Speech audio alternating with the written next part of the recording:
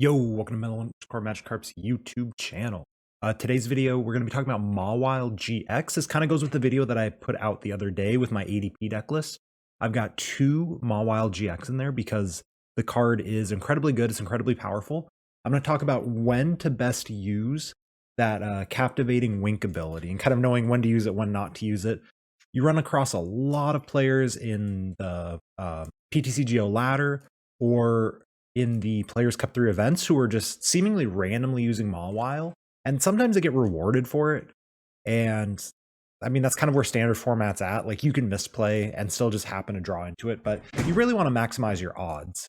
And knowing when to use Mawile is part of what makes the deck so incredibly powerful. So for those that don't know, real quick, the Captivating Wink ability, when you play this card from your hand onto your bench, you may have your opponent reveal their hand. Put any number of basic Pokemon you find there onto their bench. Very good for putting down a Dedenne, a Crobat, Eldegoss, something that you can Ultimate Ray for 3 prizes. Also, as the Wily Bite attack, does 30 more damage for each of your opponent's bench Pokemon. Some very important math here is against Eternatus VMAX,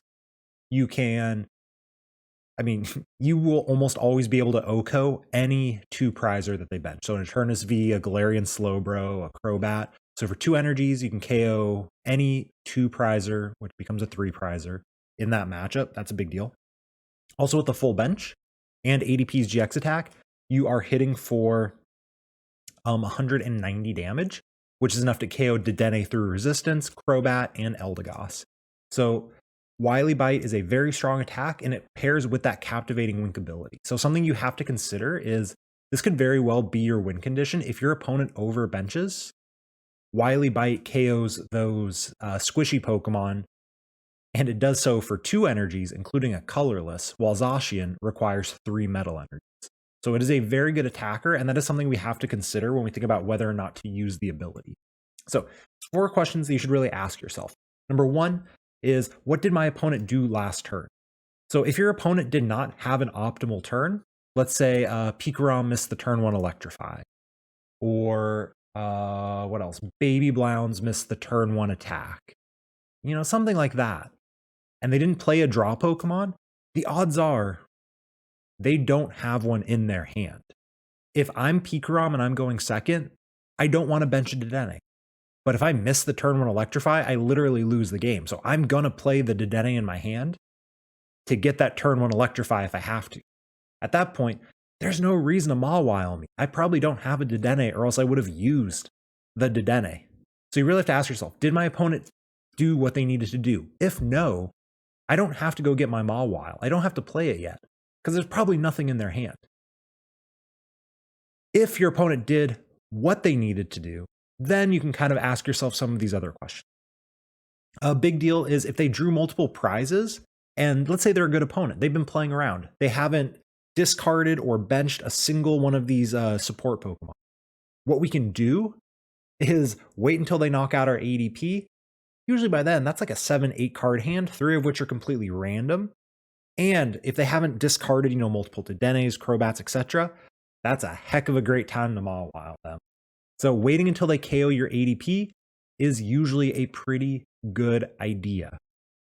This is also very good against Decidueye. So I mentioned in the ADP video, a second Mawile lets you beat Decidueye.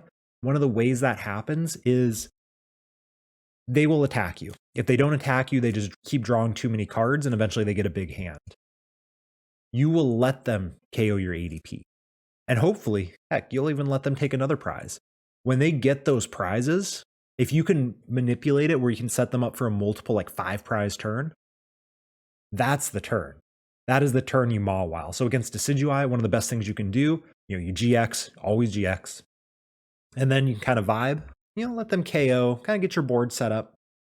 They take those 3 prizes on the ADP, drop them Mawile, have a boss in hand ready to go. There's 2 prizes. Sure, they play nets, but we have a second Mawile for that reason. Look at their hand, pay attention to their hand. That's a very big deal. You're able to get your 2 prizes. Sure, let's say they're able to net everything up. They're probably not able to discard all of those Pokemon. They probably don't have all of their nets. Drop another Mawile, we're good to go. We can get the rest of our prizes. So against, the bigger decks, after they take prizes is nice because now they have a nice big hand and they have cards they can't control.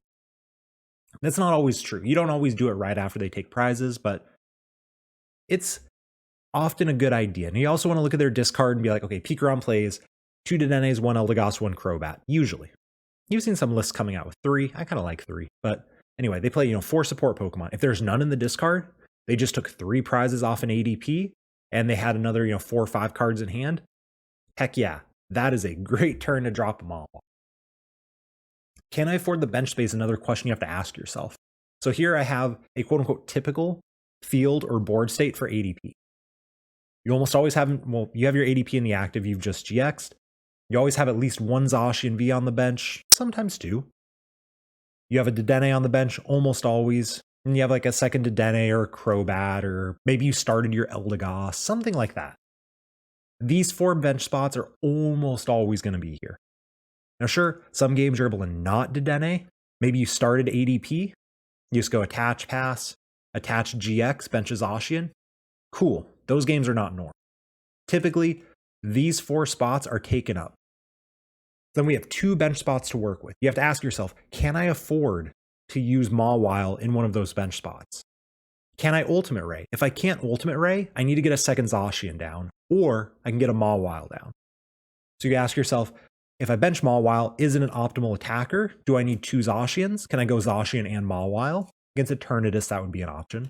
So really ask yourself, can I use this?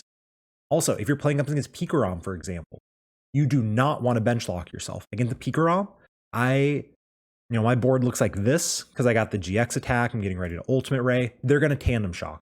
A good Pikarom player tandem shocks you. I want to leave at least 1 bench space open against Pikarom before they tandem shock, because I'm going to need to dig for switch, and I want to be able to Dedenne or Crobat or Eldegoss for a draw supporter or something to get that switch, because that is one of the ways they win the game, is if we don't Ultimate Ray. So really ask yourself, will I have the bench spots I need? Do I still have bench spots for draw Pokemon? Do I, have enough attackers to win the game? I've definitely seen people drop a Mawile, end up bench locked, and end up whiffing stuff in the middle of the game because now they don't have room for a Dedenne. Well, what are they supposed to do? I stamp them to 2 because they KO'd one of my tag teams or something like that. They can't draw any cards. They have to sit there in Intrepid Sword, and suddenly I'm able to get the momentum. I'm able to start going. And we'll have another video talking about bench management later, but ADP, it can be very difficult because you bench so many of these draw Pokemon. So really ask yourself, can I actually afford to bench the Mawile? Also, off of that, it's not just do I have bench space available, but is it a valid attacker in that matchup? Do I actually need to Mawile? Do you have to go Cherish Ball for it just because you can? If your opponent has everything you need to win, let's say they started Pikarom and they played a Dedenne, or you're up against a Tempozard.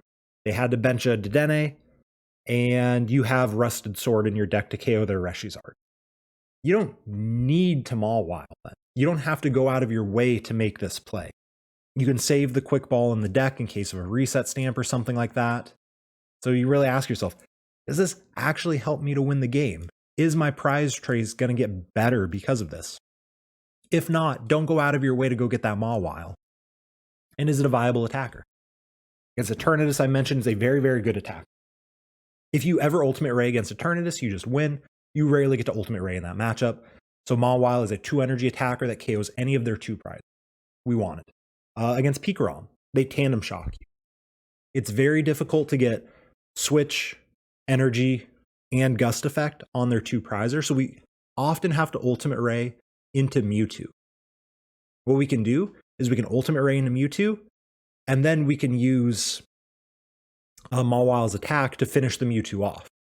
So in that case, if we have to Ultimate Ray into Mewtwo, Mawile is a viable attacker. We want to go hit with ADP, hit with Mawile, and then we save the Zacian on the bench where it's safe, and it can KO, if we have Rusted Sword, literally anything on the field. So really ask yourself, do I have to Mawile to get the prizes? If not, maybe don't go out of my way. Is it a viable attacker? If it is a viable attacker, heck yeah, let's throw that thing down and see what happens. Try to do it at a time when we can stop our opponent. And another very big thing, does bench locking my opponent actually hinder them? This one's a big deal. This is one I think a lot of people don't think about.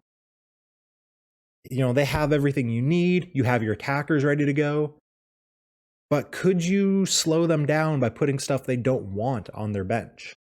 It's not just about like, haha, I hit your Dedenne, now you're going to dead draw. That's a terrible mindset. You don't want to think about that. That is luck sacking wins. That is not a consistent strategy. The big deal here is Baby Blounce, for example, or Tempo Zard, whatever you want to call it. If you are taking a KO, maybe you're playing Marnie, Swell, Stamp, something like that. If you're playing my list, I've got the 2 Marnies in there for a reason. If you're able to go Marnie plus knockout, that's cool. Let's say they've got a big hand. If you're able to Mawile them first, maybe bench some stuff that they don't want down there. It could be Dedennes, it could be Zards, it could be, stuff they have to net up. That makes it that much harder for them to get out of that Marnie play. And the reason that is important is because they often want to bench something like an Oricorio, or they want a Dedenne. So being able to go like Mawile first, check the hand. Okay, the hand's kind of good. Let's go ahead and Marnie them and take a knockout all in that same turn. Now it's really awkward for them. They get a 4-card hand to deal with. They've got stuff on the bench they don't want, which makes it hard because now they have to find a new attacker. And they have to play the draw Pokemon. All while, you put down their Zigzagoon and their Mewtwo and 2 Cramorants and the stuff that they don't want. It's also really good against Centiskorch. Another situation where they rely on their draw Pokemon to kind of keep things going. And so if you're able to be like, cool, let's go ahead and, Mawile. All right, cool, let's put that Centiskorch V down. Let's put that Heatran down. Let's put this stuff that you don't want on the bench. It suddenly becomes very awkward for them because they can't, dig with Dedenne. They can't Eldegoss for a Welder. So really kind of ask yourself, okay, what does my opponent need to do next turn? Is it a lot? Does it involve Pokemon? Eldegoss, Crobat, Dedenne? Cool. A Mawile late game is incredibly powerful because you can be like, all right, you don't actually get to, play stuff down because I'm going to bench lock you. And this is something that can beat a lot of very good players. A lot of good players will manage their bench very wisely. If you watch me play Pikarom, there are a lot of games where I will have 3 Pokemon on the field, Bolton in the active and 2 tag teams. I am doing my absolute best not to bench anything, so late game I can go Dedenne, Crobat, Eldegoss all in one turn. They're all in the deck. Against ADP, if they're able to be like, cool, you just knocked out my ADP, I'm going to bench some stuff for you. And suddenly it's like, oh wow, I'm in an incredibly awkward spot now where I have to deal with the fact that I have no bench space left. And I have to deal with this massive Zacian that's OHKOing everything. So it's not about, hey, I'm going first, let's see if I can cheese my opponent. That is a valid strategy. If you don't believe that you can actually beat your opponent, yeah, try and cheese them. Sure, that's totally fine.